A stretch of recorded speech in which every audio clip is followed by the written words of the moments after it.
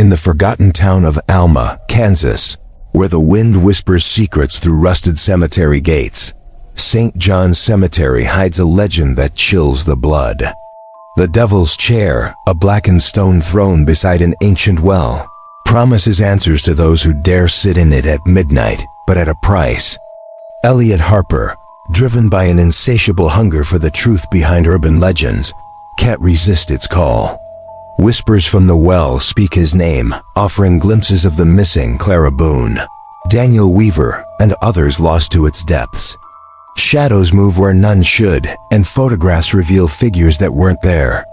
As midnight looms, the air grows heavy with a presence older than the town itself. Will Elliot uncover the truth, or become another scorched outline on the barren earth? The Kansas Devil's Chair waits, its carvings pulsing with secrets. Dare to sit, and the shadow below will claim you. Read the full story to unravel the mystery, if you're brave enough.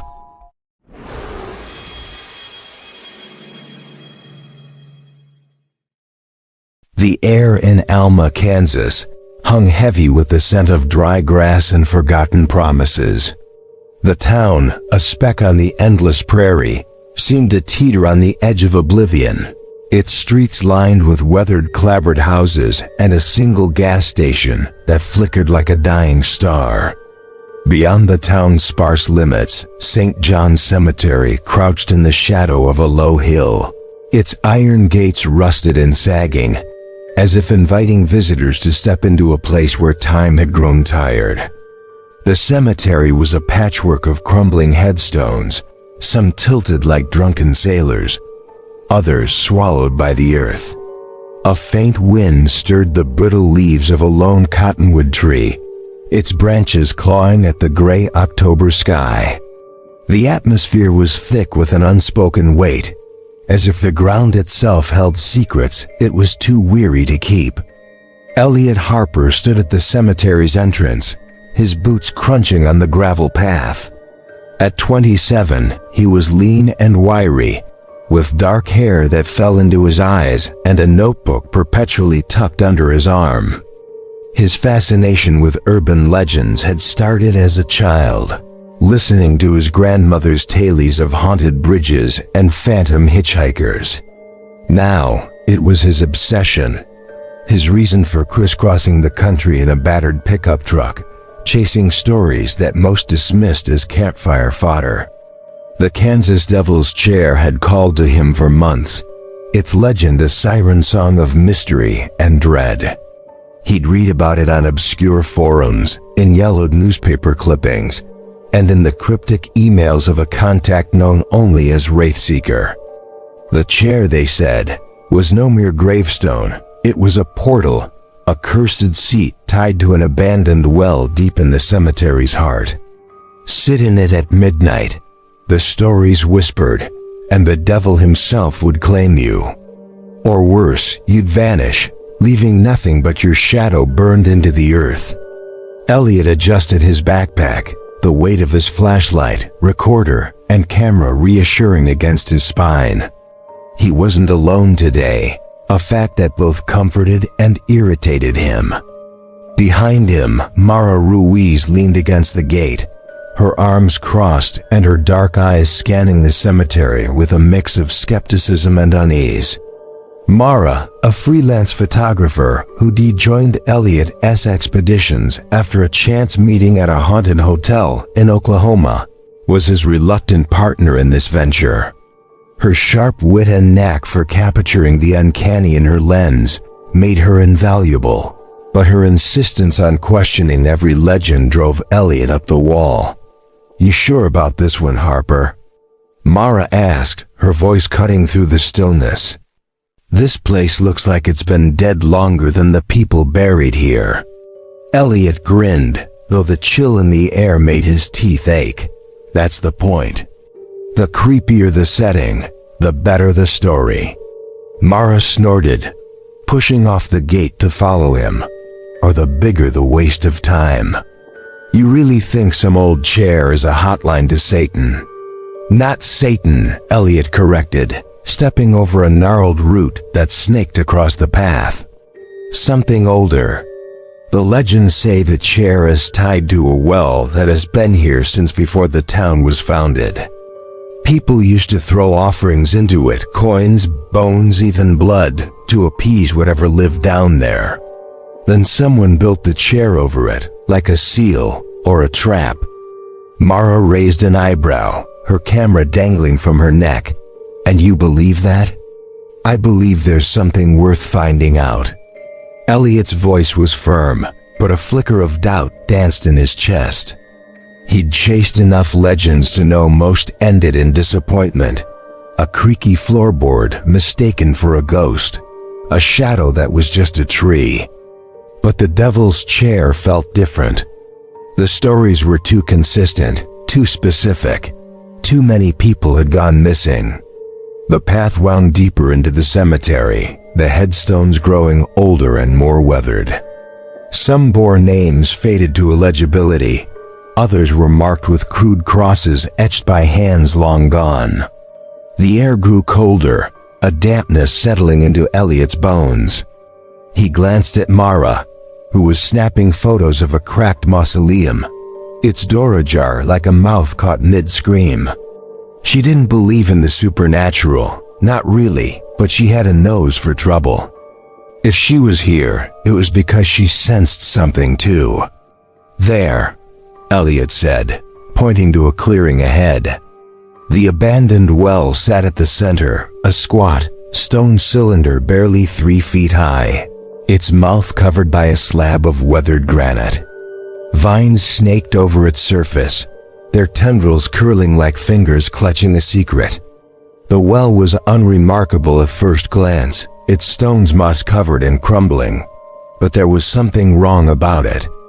The air around it seemed to shimmer, like heat rising from asphalt, and a faint hum vibrated in Elliot's ears, too low to be sure it was real. Mara lowered her camera, her expression tightening.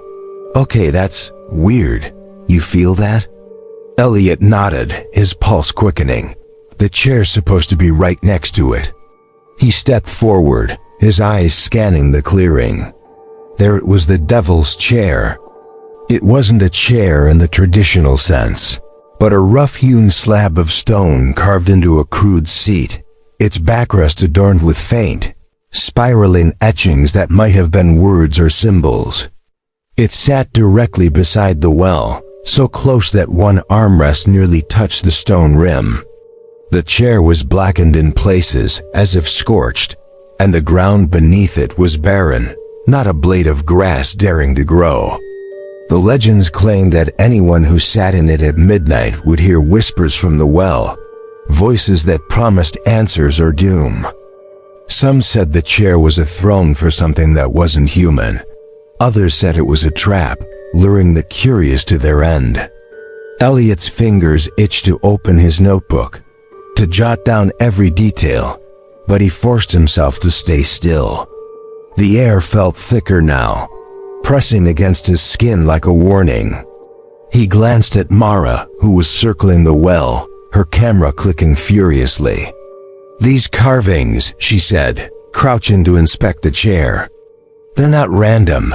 They look like runes, maybe? Or something older." Elliot joined her, his flashlight beam dancing over the etchings. They were faint, worn smooth by decades of wind and rain, but there was a deliberate pattern to them, a rhythm that made his head ache. "Can you get a clear shot?" "Trying," Mara muttered, adjusting her lens. "But it's like the light doesn't want to stick. Look at this." She showed him the camera's screen, where the chair appeared blurred, its edges smudged despite the crisp focus of the surrounding stones. Elliot's stomach twisted. "That's not normal. No kidding." Mara stood, wiping her hands on her jeans as if shaking off something unclean. "So, what's the plan, Ghost Hunter? You gonna sit in the devil's recliner and see if he takes your call?" Elliot laughed, but it came out thin. "Not yet. I want to dig into the history first. The library in town has records, and there's a guy I've been emailing, Wraithseeker. He says he knows someone who saw something here. A disappearance, back in the 80s. Mara's eyes narrowed. You trust some rando from the internet? I trust my gut, Elliot said, though he wasn't sure he did. Wraith Seeker's emails had been vague, almost cryptic, but they included details about the well that weren't in any public records, details about offerings, about screams heard at midnight, about shadows that moved without a source. Besides, we're here. Might as well see it through. The sun was dipping below the horizon now, painting the sky a bruised purple. The cemetery seemed to tighten around them, the shadows lengthening like fingers reaching for the well. Elliot's curiosity burned brighter than his fear, but he couldn't shake the sense that they were being watched. Not by a person, but by something older, something that didn't blink. Let's head back to town, he said, his voice quieter than he intended. We'll come back tomorrow night, midnight. Mara nodded, but her eyes lingered on the chair, her fingers twitching around her camera. You sure you want to mess with this, Elliot? This place, it's not just creepy, it's wrong. He didn't answer because he didn't know. The devil's chair loomed in his mind, its stone surface calling to him like a dare. He'd spent years chasing legends, but this one felt different. It wasn't just a story, it was a warning. As they turned to leave, a low sound echoed from the well. A faint, guttural hum, like a voice trapped in stone. Elliot froze, his heart pounding. Mara grabbed his arm, her nails digging into his skin. Did you hear that? She whispered. He nodded, his mouth dry. Yeah. The hum faded, but the air grew heavier, pressing against them like a hand. Elliot forced himself to move, pulling Mara along the path. The cemetery watched them go, its silence louder than any scream. Shadows in the archives. The drive back to Alma was silent, the hum from the well still echoing in Elliot Harper's ears like a half-remembered nightmare. The pickup truck rattled along the empty county road, its headlights cutting through the twilight, illuminating swirls of dust that danced like ghosts in the beam. Mara sat in the passenger seat, her camera in her lap, her fingers tapping an anxious rhythm on its casing. She hadn't spoken since they left St. John's Cemetery, but her silence was louder than words. Elliot could feel her unease, a mirror to his own, though he'd never admit it. Curiosity had always been his fuel, but tonight it felt like a fire that might burn him alive. The town of Alma came into view, its sparse lights flickering like candles about to gutter out. The library, a squat brick building on the main drag, was their destination. Elliot had called ahead, securing a promise from the librarian to stay late. He needed answers, something concrete to anchor the unease that had settled in his gut. The legends of the Devil's Chair were tantalizing, but vague. Disappearances, whispers, shadows burned into the earth. It was all too abstract. He needed names, dates, proof that the stories weren't just rural folklore spun from boredom and moonshine. You okay? He asked, glancing at Mara as he parked in front of the library. She shrugged, her eyes fixed on the darkened street. That sound back there, it wasn't the wind, Elliot. You know it wasn't. He didn't answer. He couldn't. The hum had been too deliberate, too alive, to dismiss as a trick of the mind. But admitting that meant stepping closer to a truth he wasn't sure he was ready to face. Instead, he grabbed his notebook and climbed out of the truck, the cold night air biting at his knuckles. The library's door creaked as they entered, the smell of old paper and dust greeting them like an old friend. The fluorescent lights buzzed overhead, casting a sickly pallor over the rows of shelves. At the circulation desk stood a woman in her 60s, her gray hair pulled into a tight bun, her glasses perched on the edge of her nose. She looked up from a ledger, her expression a mix of curiosity and wariness. "You must be Mr. Harper," she said, her voice clipped but not unkind. "I'm Evelyn Carter. I don't usually stay this late, so let's make this quick." Elliot offered a disarming smile. "Thank you, Mrs. Carter. We're just looking for some local history.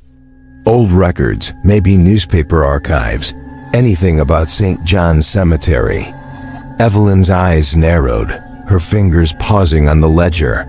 "The cemetery? Why would you want to poke around in that old place?" Mara stepped forward, her camera still dangling from her neck. "We're researching local legends. The Devil's Chair, specifically. Ever heard of it?" The librarian's face tightened, her lips pressing into a thin line. "You're those ghost chaser types, aren't you? Always stirring up trouble. That chair's nothing but a story to scare kids. You do well to leave it alone." Elliot exchanged a glance with Mara. The librarian's reaction was too sharp, too quick. She knew something. "We're not here to cause trouble," he said, keeping his tone light. "Just curious. If you've got any records, obituaries, old articles, it'd help us understand the history." Evelyn hesitated, then sighed, as if resigning herself to an inevitable chore. "Fine. The archives are in the basement. Follow me." The basement stairs creaked under their weight, descending into a dimly lit room that smelled of mildew and neglect. Metal filing cabinets lined the walls, their labels faded but legible. Evelyn pointed to a corner stacked with cardboard boxes. Newspapers from the 1800s to now, some church records too. "But don't expect me to hold your hand. I've got work to do upstairs." As she retreated, Mara muttered, "Friendly." "She's scared," Elliot said, already pulling a box from the stack. "People don't get that defensive unless they're hiding something." They spent the next hour sifting through brittle newspapers and handwritten ledgers, the silence broken only by the rustle of pages and the occasional hum of the library's ancient heater. Elliot's notebook filled with scribbled notes, names of families buried in St. John's, dates of unexplained deaths, vague mentions of a cursed well in 19th century church records. The well, it seemed, predated the cemetery itself, mentioned in settler diaries as a place of dark offerings. One entry, scrawled in spidery handwriting, described a ritual where townsfolk tossed bones into the well to keep the shadows quiet. Elliot's pulse quickened as he read, the words conjuring images of the blackened chair and its strange etchings.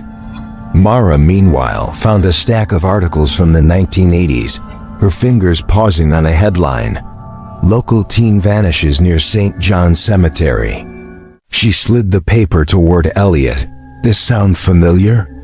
The article was brief but chilling. In 1983, a 17-year-old named Daniel Weaver had disappeared after a dare to sit in the Devil's Chair at midnight. His friends claimed they heard whispers from the well, then a scream. When they turned their flashlights on the chair, Daniel was gone. No body, no trace, just a scorched patch of earth where he'd been sitting. The police called it a runaway case, but the article hinted at older disappearances, all linked to the chair. Names like Sarah Tillman, Amos Reed, and Clara Boone surfaced, each vanishing under similar circumstances. "This is it," Elliot said, his voice tight with excitement. "This is what Wraithseeker was talking about. There's a pattern." Mara frowned, her skepticism warring with the evidence. "People go missing all the time. Doesn't mean it's supernatural. Could be a serial killer or just kids messing around and getting lost." "Then why the scorched ground?" Elliot countered. "Why the whispers? It's too consistent." Before Mara could argue, a new voice cut through the basement stillness. "You're digging into things you don't understand." They spun around to find a man standing at the foot of the stairs. He was tall, gaunt, with a face like weathered leather and eyes that seemed too bright in the dim light. His flannel shirt was patched at the elbows, and his hands were stuffed in his pockets. But there was an intensity to him that made Elliot's skin prickle. "Who are you?" Mara asked, her hand instinctively gripping her camera. "Name's Caleb," he said, stepping closer. "Heard you were asking about the chair. Evelyn called me. Thought I should talk to you before you do something stupid." Elliot's heart skipped. "You're Wraith Seeker?" Caleb nodded, his expression unreadable. "Didn't expect you to show up so soon. Most people read my emails and run the other way." "We're not most people," Elliot said, though his voice wavered. "You said you knew someone who saw something. A disappearance." Caleb's eyes darkened. "My sister, Clara Boone. She was 16 when she vanished. I was there that night, 1965. We were kids, fooling around in the cemetery.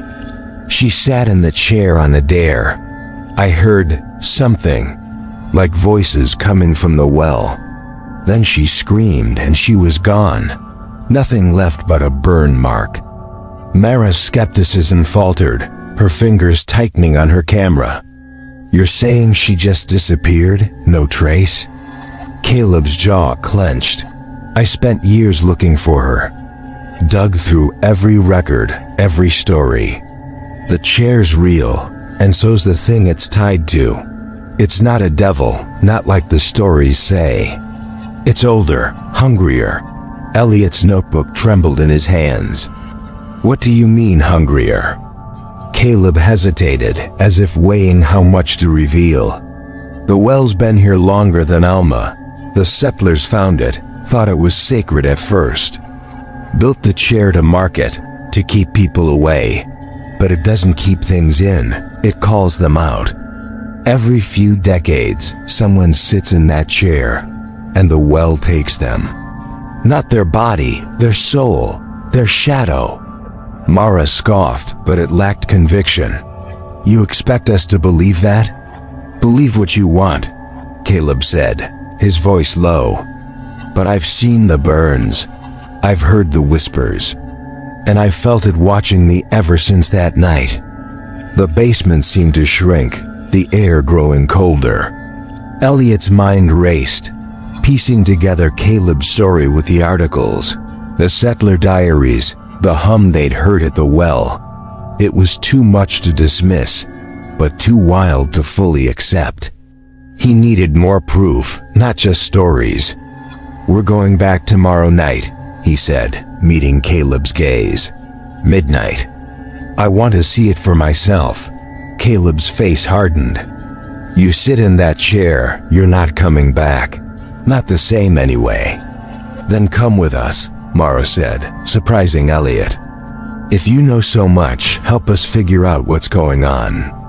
Caleb stared at her, then nodded slowly. "Fine, but don't say I didn't warn you." As Caleb turned to leave, he paused, glancing back. "One more thing. If you hear the whispers, don't listen. They'll promise you things, answers, secrets, whatever you want most. But it's a lie. It's how it gets you." The door slammed behind him, leaving Elliot and Mara in the dim basement, the weight of his words settling like dust. Elliot's curiosity burned brighter than ever, but fear was creeping in, a shadow that clung to his thoughts. Mara's eyes met his, her skepticism fraying at the edges. "We're really doing this, aren't we?" she asked, her voice barely above a whisper. Elliot nodded, his throat tight. "We have to." That night in their motel room, Elliot couldn't sleep. The hum from the well echoed in his mind, mingling with Caleb's warning and the names of the missing. He stared at his notebook, the pages filled with fragments of a story that felt too big, too real. Across the room, Mara sat on her bed, scrolling through the photos she'd taken at the cemetery. She froze, her breath catching. "Elliot," she said, her voice shaking. "Look at this." She turned her laptop toward him, displaying a photo of the devil's chair. The image was clear, the stone stark against the barren ground. But in the background near the well was a shape that hadn't been there when she took the shot at all. Thin figure, its edges blurred, its face a smear of shadow. Elliot's heart pounded. That's not possible. Mara's hands trembled as she zoomed in. The figure seemed to shift, its outline flickering like a flame. "Tell me that's not real," she whispered. But Elliot couldn't. The figure, the whispers, the chair, it was all real. And tomorrow night at midnight, he'd face it. The weight of midnight, the motel room in Alma felt like a cage, its faded wallpaper and sagging beds doing little to ease the tension that clung to Elliot Harper like damp fog. The clock on the nightstand ticked toward 11, each second a hammer strike against his nerves. His notebook lay open on the bed, its pages a chaotic map of names, dates, and cryptic notes about the devil's chair and the well beneath it. The photo Mara had shown him, the shadowy figure by the well burned in his mind, its blurred edges seeping into his thoughts like ink. He wanted to dismiss it as a trick of light, a flaw in the camera, but the hum they'd heard in the cemetery, Caleb's haunted eyes, and the scorched earth in those old articles told a different story. Mara paced the room, her camera clutched like a talisman. Her usual skepticism had cracked, replaced by a restless energy that made her movements sharp, almost frantic. "We should call this off," she said, stopping to glare at Elliot. "That photo wasn't a glitch, and you know it. Whatever's out there, it's not just a story." Elliot met her gaze, his jaw tight. "That's why we have to go. If it's real, we need to know what it is. For Daniel Weaver, Clara Boone, all of them. And what if we end up like them?" Mara shot back, gone, with nothing but a burn mark to show for it. Before Elliot could answer, a knock at the door made them both jump. Caleb stood in the doorway, his gaunt frame silhouetted against the motel's flickering porch light. He carried a canvas bag slung over his shoulder, its contents clinking softly as he stepped inside. His eyes, still too bright, scanned the room before settling on Elliot. "You ready?" Elliot nodded, though his stomach twisted. "You sure you want to do this? After what happened to your sister?" Caleb's expression didn't change, but his voice was low, like a man confessing a sin. "I've spent 60 years running from that night. If there's a chance to understand what took Clara, I'm taking it. But you," he pointed at Elliot, then Mara, "you don't have to. Walk away now and you might still sleep at night." Mara crossed her arms, her defiance masking her fear. "We're in. But if this goes south, I'm blaming you, Harper." Elliot forced a grin, though it felt hollow. "Noted." The drive to St. John's Cemetery was a blur of dark fields and starless sky. Caleb sat in the back of Elliot's pickup, silent except for the occasional rustle as he checked his bag. When Elliot asked what was inside, Caleb only said, "Protection." The word hung heavy, conjuring images of salt circles and holy water, though Elliot doubted anything so simple would help against whatever waited at the well. The cemetery's iron gates loomed ahead, their rusted bars like teeth in the moonlight. The air was colder than the night before, sharp enough to sting Elliot's lungs as they stepped out of the truck. The cottonwood tree's branches swayed, their whispers mingling with the wind. Mara's camera clicked as she snapped photos, her flash cutting through the darkness but revealing nothing new. The well and the devil's chair waited in the clearing ahead, their presence a weight that pressed against Elliot's chest. Caleb led the way, his steps deliberate, as if he were walking to his own execution. He stopped at the edge of the clearing, his gaze fixed on the chair. Its stone surface seemed to drink in the moonlight, the carvings along its backrest pulsing faintly, though Elliot couldn't be sure if it was real or his imagination. The well beside it was silent, but its granite cover seemed to hum with a low, almost imperceptible vibration, like a heartbeat buried in the earth. 10 minutes to midnight, Caleb said, checking his watch. He opened his bag, pulling out a small bundle of sage, a pocket knife, and a leather pouch that smelled faintly of salt and iron. These won't stop it, but they might slow it down. Mara raised an eyebrow, her skepticism flickering back to life. You're gonna fight a demon with herbs and a knife? Not a demon, Caleb said, his voice sharp. I told you it's older. It doesn't have a name, not one we'd understand. The settlers called it the shadow below, said it lives in the well, feeding on whoever's fool enough to get close. Elliot's heart pounded, but his curiosity burned brighter. And the chair? Why build it? Caleb's eyes darkened. To trap it. Or to feed it. The stories aren't clear. Some said the chair was a warning, others a lure.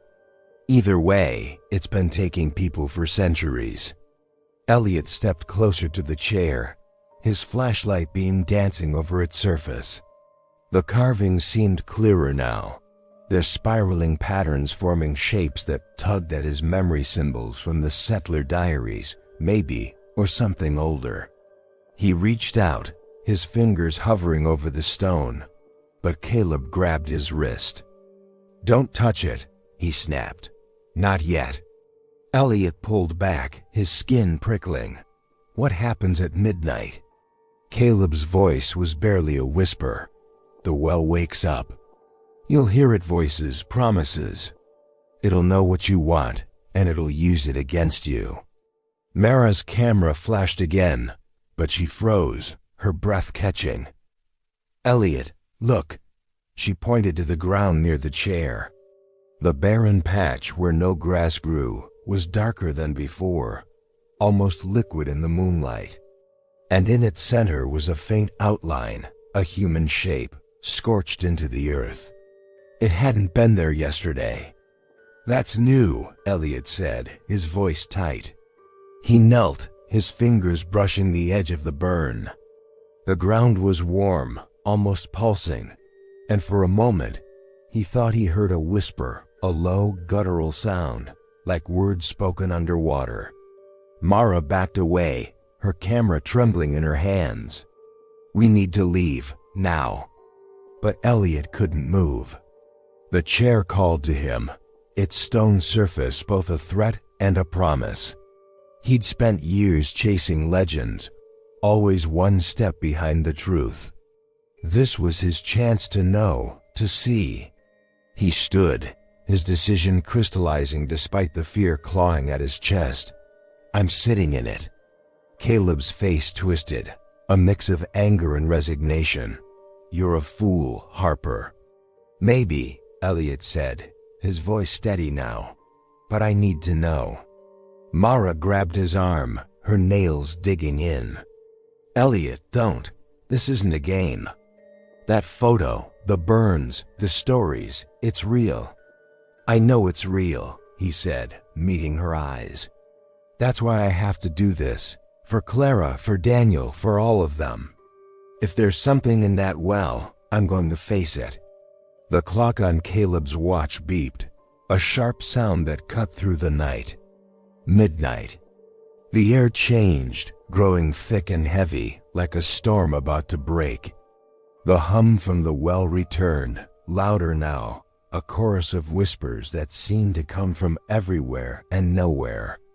Elliot's heart hammered as he stepped toward the chair, his legs moving as if pulled by an invisible thread. Mara called his name, but her voice was distant, drowned by the growing cacophony of the well. He sat. The stone was cold, biting through his jeans, But it was the sudden silence that unnerved him most. The whispers stopped, replaced by a stillness so profound it felt like the world had held its breath. Then, slowly a single voice emerged, not from the well, but from inside his head. It was soft, almost tender, speaking words he couldn't quite grasp, but felt in his bones. "Elliot, you want to know. You want the truth." His vision blurred, the cemetery fading into a haze of shadows. The chair seemed to pulse beneath him, its carvings glowing faintly, their patterns swirling like liquid. He saw flashes, faces, fleeting and distorted. A young girl with wide eyes, her screams silent but piercing. A boy, his hands clawing at the air. Clara Boone, Daniel Weaver, and others, their forms dissolving into darkness. The well loomed in his mind, its mouth a gaping void that pulled at him, promising answers, promising everything. "Elliot," Mara's voice broke through, sharp and desperate. She was shaking him, her hands on his shoulders. "Get up, now!" He blinked, the world snapping back into focus. The whispers were gone, but the air was wrung too heavy, too alive. Caleb stood by the well, his knife in one hand, the sage bundle smoldering in the other. "It's here," he said, his voice low. "Look." Elliot followed his gaze. The granite slab covering the well was trembling, as if something beneath it was pushing to get out. Cracks spread across its surface, thin and jagged like veins. And in the shadows beyond the chair, a figure stood, the same blurred shape from Mara's photo, tall and thin, its face a smear of darkness. It didn't move, but its presence was a weight, a hunger that made Elliot's skin crawl.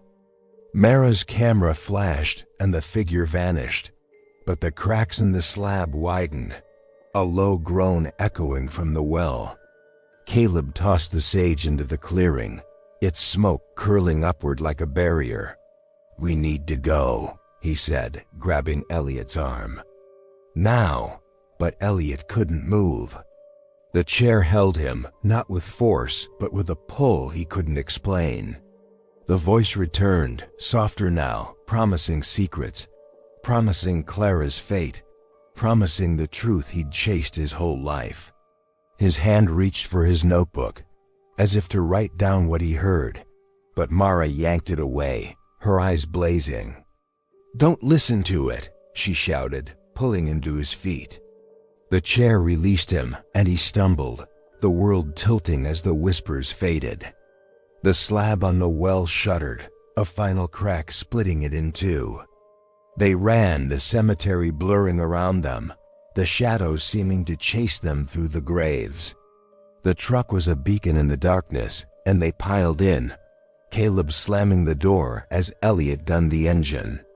The hum followed them, faint but persistent, as they sped away from St. John's. Back at the motel, no one spoke. Elliot's hands shook as he clutched his notebook, the pages blank where he'd sworn he'd written something. Mara's camera was empty, the photos from the cemetery gone, as if erased. Caleb sat on the edge of the bed, his knife still in hand, his eyes fixed on the floor. "It saw you," he said finally. "It knows you now." Elliot's throat was dry, the memory of the voice lingering like a bruise. What was it? Caleb didn't answer, but his silence was enough. The shadow below wasn't done with them. And Elliot knew, with a certainty that chilled him, that he'd go back. The truth was too close to let go. The motel room in Alma was a prison of flickering fluorescent light and stale air, but Elliot Harper couldn't stay still. The memory of the devil's chair clung to him like damp earth, its cold stone and whispered promises haunting his every thought. It was just past dusk, the sky outside a bruise of purple and gray, and the clock on the nightstand read 9:47 p.m. In 2 hours, it would be midnight again, The hour when the well woke, when the shadow below stirred.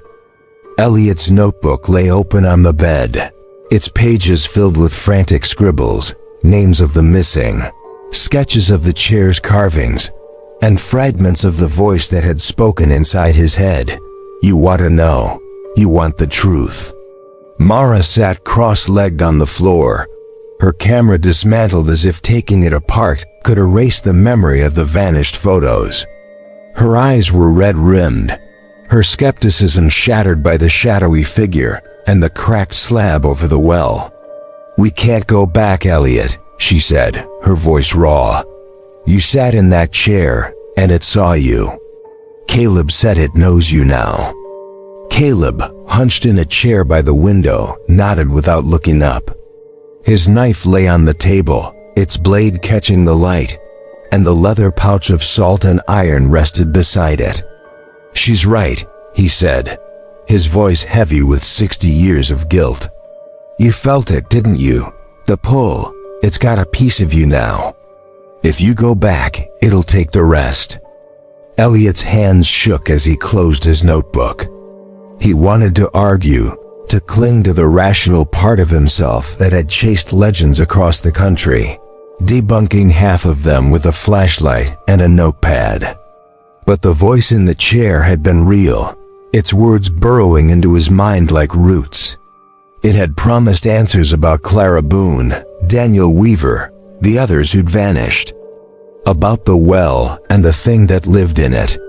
His curiosity, the fire that had driven him for years, burned hotter than his fear, even now.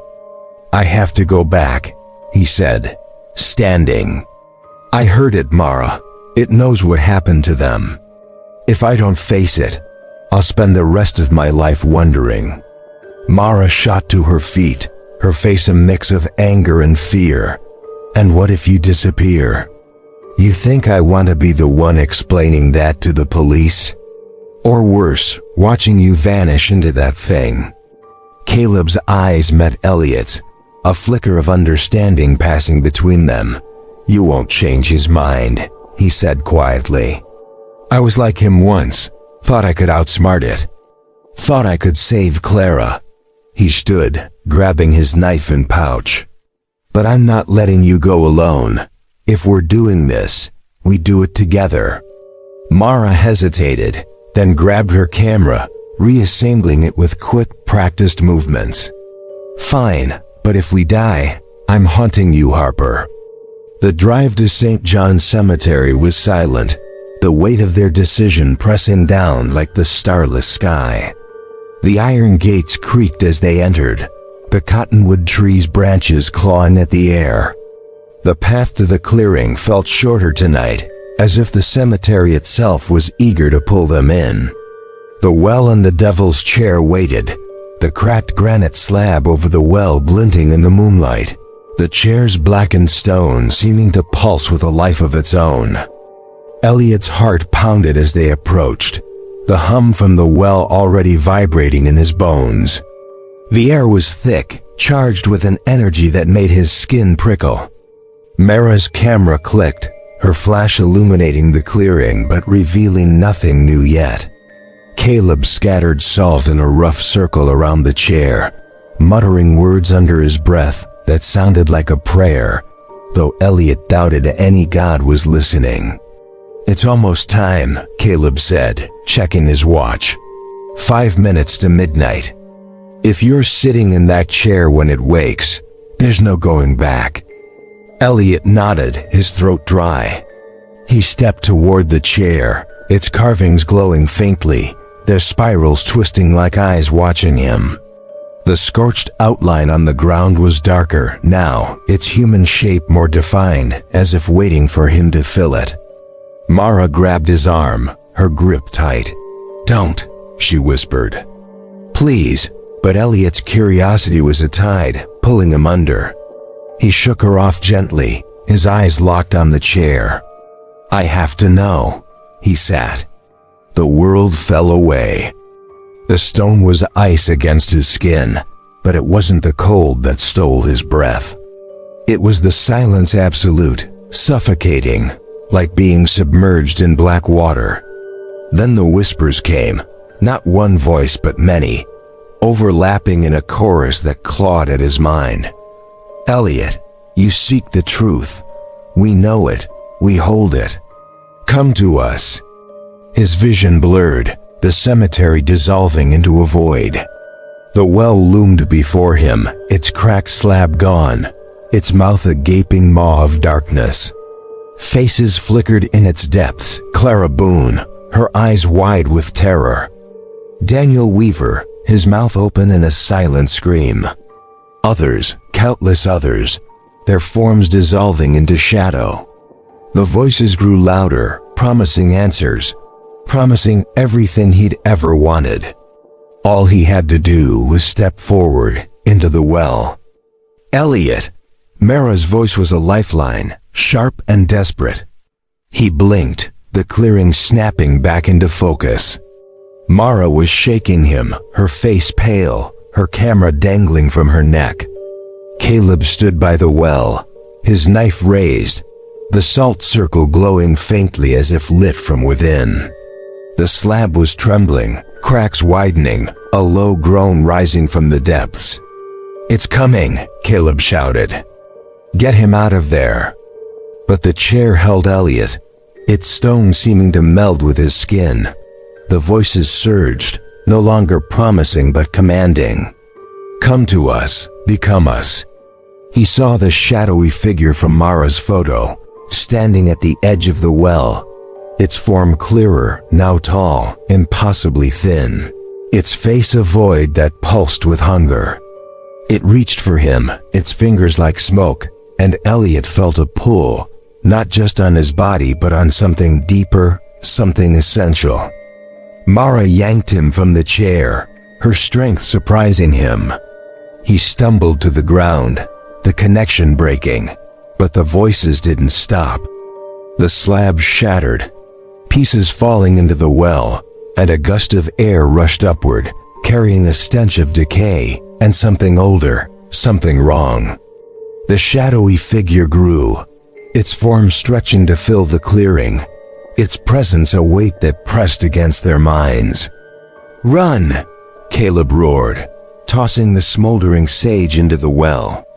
The smoke curled upward, forming a barrier, but it was thin, fraying. The figure moved, not walking but gliding, its void face fixed on Elliot. Mara dragged him toward the path, her camera flashing wildly, each burst of light making the figure flicker but not fade. Caleb stood his ground, slashing his knife through the air, the blade leaving trails of light that burned Elliot's eyes. "You can't have him!" Caleb shouted, his voice raw with defiance. "Not again!" The figure paused, its attention shifting to Caleb. For a moment, Elliot thought he saw Clara Boone's face in its void, her eyes pleading. Then the figure lunged, its smoky form enveloping Caleb. He screamed, a sound that tore through the night, and the salt circle flared, then died. "Caleb!" Elliot shouted, lunging forward, but Mara held him back. "We can't help him." She cried, her voice breaking. "We have to go."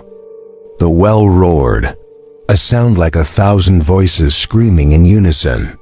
The ground shook, the scorched outline beneath the chair glowing red, as if the earth itself was burning. Elliot's notebook fell from his pocket, its pages fluttering open, the words he'd written twisting into the same spiraling carvings as the chair. The figure turned toward him, its void face splitting into a smile that wasn't a smile, and Elliot felt the pull again, stronger now, promising oblivion. Mara's flash went off, brighter than before, and the figure recoiled, its form fracturing. She grabbed Elliot's hand, pulling him toward the truck. "Move!" They ran, the cemetery alive with shadows that moved without source, the hum of the well chasing them like a predator. The truck's engine roared to life, and Elliot floored it, the gates of St. John's shrinking in the rearview mirror. The hum faded, But the weight of the figure's gaze lingered, a promise that it wasn't done. Back at the motel, Mara collapsed onto the bed, her camera shaking in her hands. The photos were gone again, but this time, so was Caleb's bag, his knife, his pouch, everything he'd brought to the cemetery. It was as if he'd never been there. Elliot's notebook was blank, its pages pristine, but his hand still felt the burn of the chair, the pull of the well. "He's gone," Mara whispered, her voice hollow. "Just like Clara, just like the others." Elliot didn't answer. He couldn't. The truth he'd sought was out there, in the well, in the shadow below. But it had taken Caleb, and it had marked him. He felt it, a piece of himself missing, a shadow that wasn't his own trailing behind him. "We can't stay here," Mara said, standing. "We need to leave Alma, now." Elliot nodded, but as they packed, his eyes kept drifting to the window, to the dark fields beyond. The Devil's Chair was still out there waiting. And deep down, he knew he'd hear the whispers again.